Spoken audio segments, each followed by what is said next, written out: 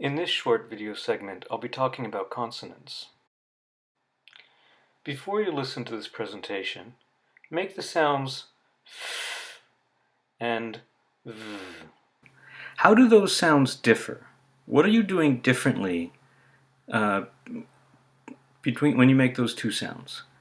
And do the same for the following pairs of sounds: s and z, s, z, m, b, n, d. What's different between those pairs of sounds? What's similar and what's different?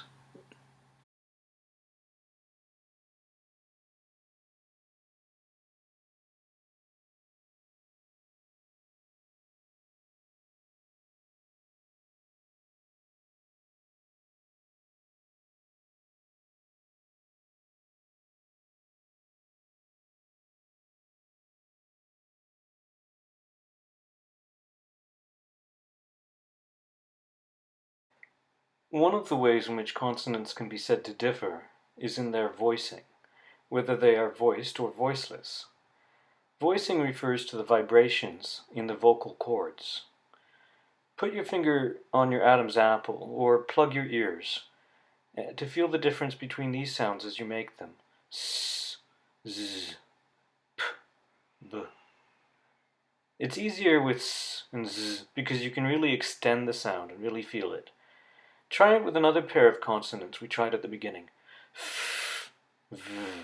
Plug your ears and make each of those sounds in turn. Or put your fingers on your Adam's apple or around that spot and make each of these sounds and feel the vibration.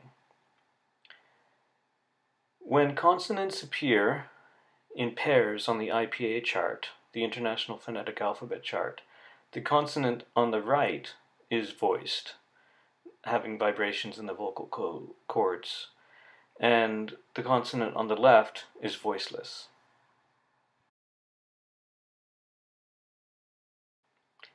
Note that sounds can also be produced through the intake of air, but these tend not to be used as regularly in producing speech. For example, if I saw you doing something rather dangerous, I might suck in air through my teeth while wincing, like. If I saw you doing something you shouldn't, I might say. Both of those sounds are made with air coming in. So, most speech sounds are produced by an egressive pulmonic airstream, as opposed to an ingressive pulmonic airstream. That is, most sounds are produced when the lungs contract and push air outwards. You need the lungs to contract in order to push the air out, which is one of the reasons it's very hard to speak after you've been hit very hard in the chest.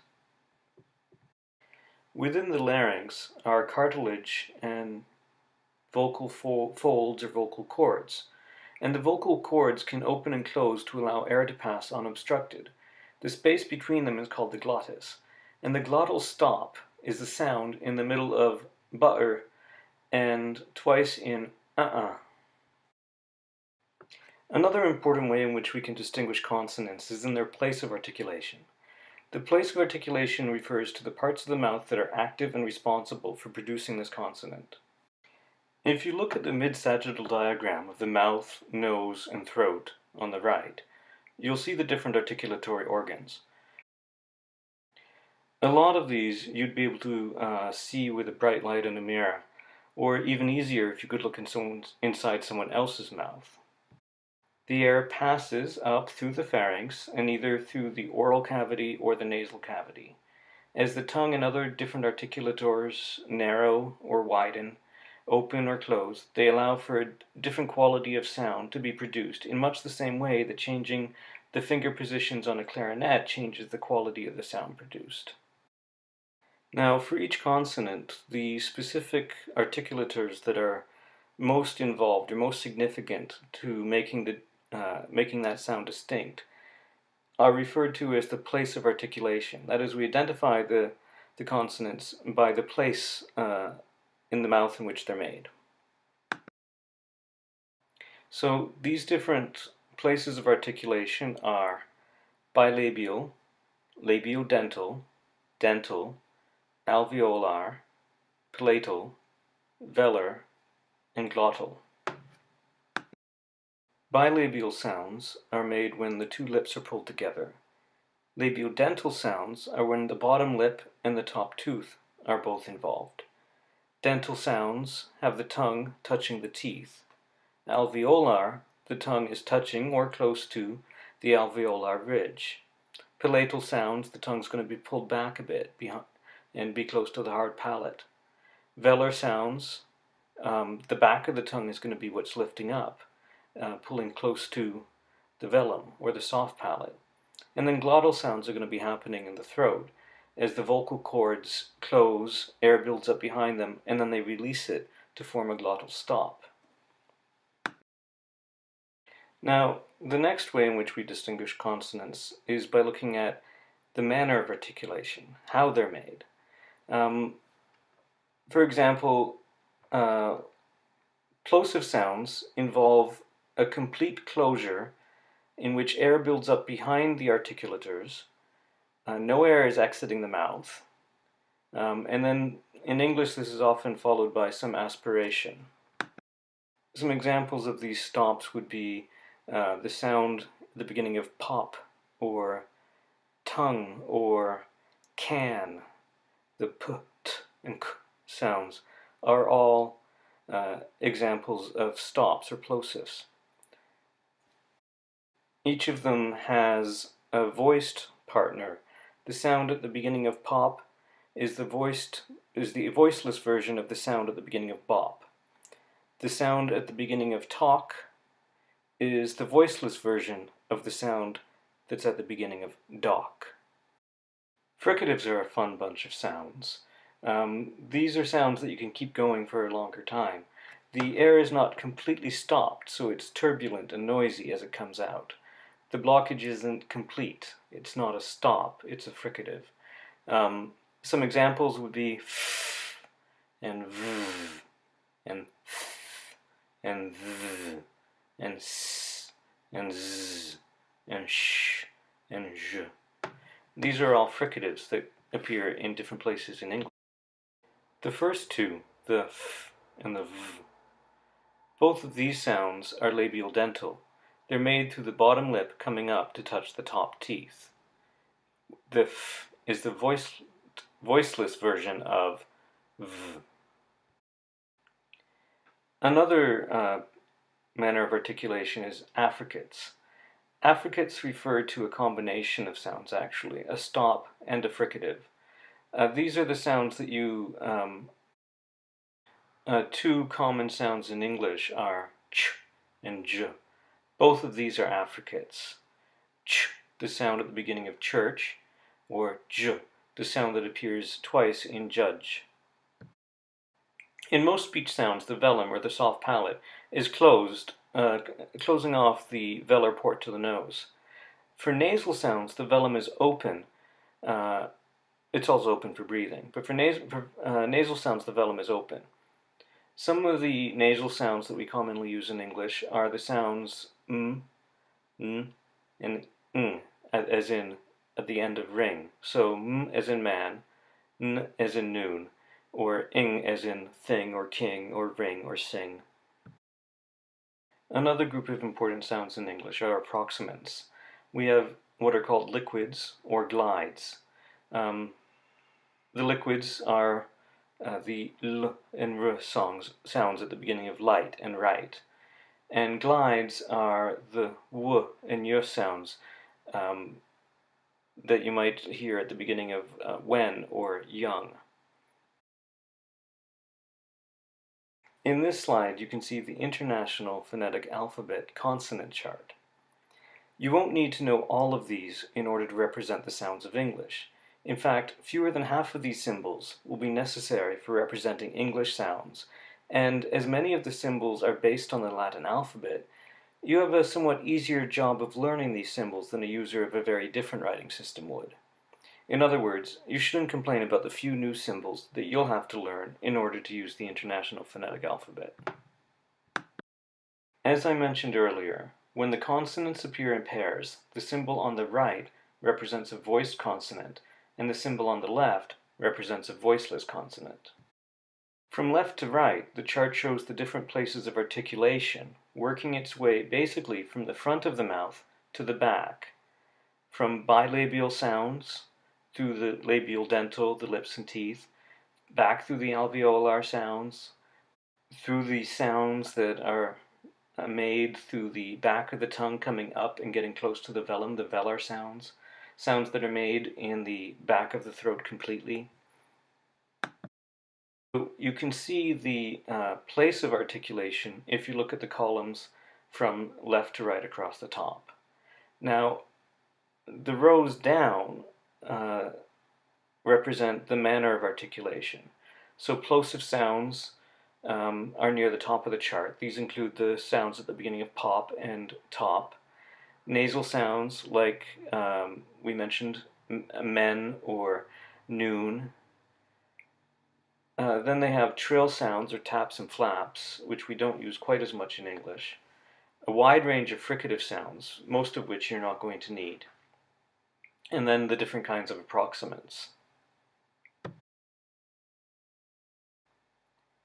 Spend some time studying this chart. Study and understand how it manages to represent the complexity of speech sounds in relatively few characters. Get to know the different sounds, how they're made. Get to know what the different types of places of articulation are and the different manners of articulation. Experiment a little and try to understand this as much as you can. I'd like to show you a really neat resource that I've linked to on the Moodle page. This is a clickable IPA chart. As you scroll over, you'll be able to click on the different letters and hear the sounds associated with them. You'll be able to go up and look at the column headings and see an explanation of what an alveolar is, what a palatal sound is.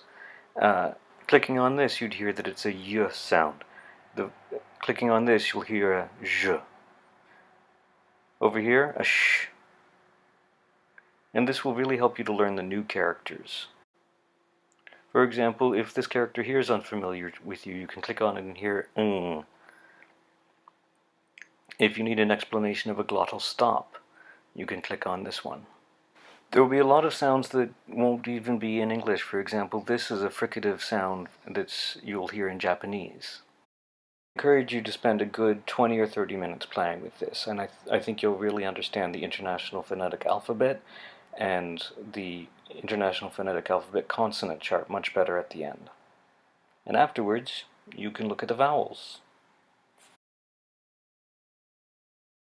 I'm going to introduce a few of the symbols again, especially those symbols that may be new or different.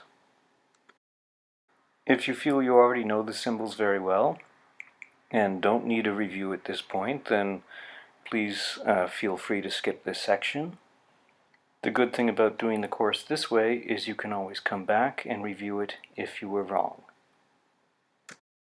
This sound is a voiced velar plosive. It always makes the g sound, not the j sound that a G in English sometimes makes.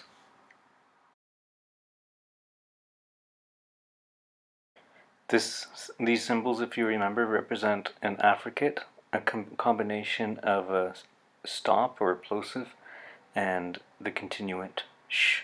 So this sound is ch, which you would hear in church and chuck and cheap and munch and lunch and witch.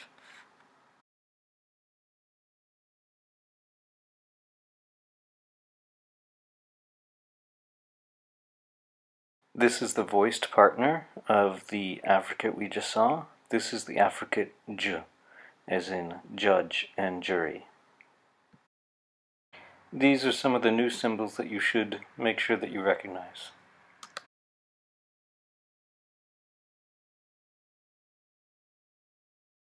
When I was in grade school, our grade 4 teacher organized her classroom calendar with these letters at the top of each column, representing Monday, Tuesday, Wednesday, Thursday, Friday. At the time, I didn't really realize that this character was an unusual one. This is not one of the alphabetic characters. It is the IPA symbol for th, as in Thursday.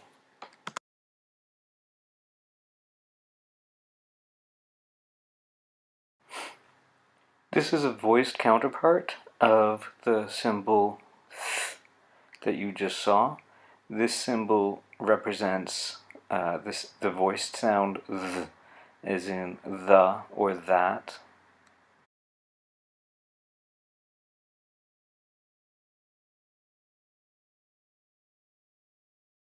I'm sure you would guess that this symbol would make a s sound, and you are absolutely correct. This sound corresponds to the s sound that is usually represented by the English S, but not the other possible sounds, such as sh, which could be represented by the English S.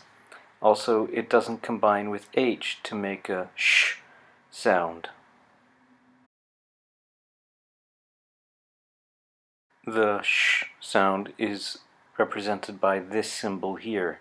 It looks like an S with a rather straight back, doesn't it? This is the symbol that you will use or read as sh.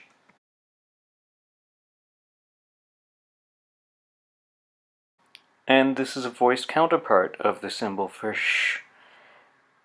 This symbol sounds like, it represents the sound zh.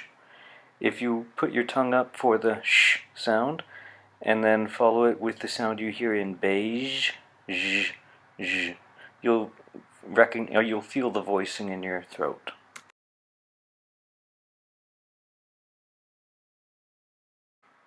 By now, I hope you recognize this symbol as representing the sound that appears at the end of words like ring and king and bling and thing.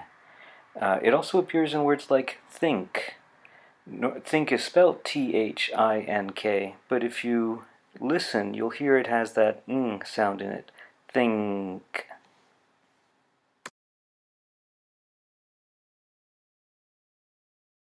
And finally, the glottal stop. This sound is made through a closure in the glottis. It's not used a lot in English. It's used a lot more in Arabic, but in English we use it in sounds like uh-oh, or some people pronounce butter without the T's but with a glottal in between, so butter. So that was just a quick review of some of the symbols that you should be able to recognize.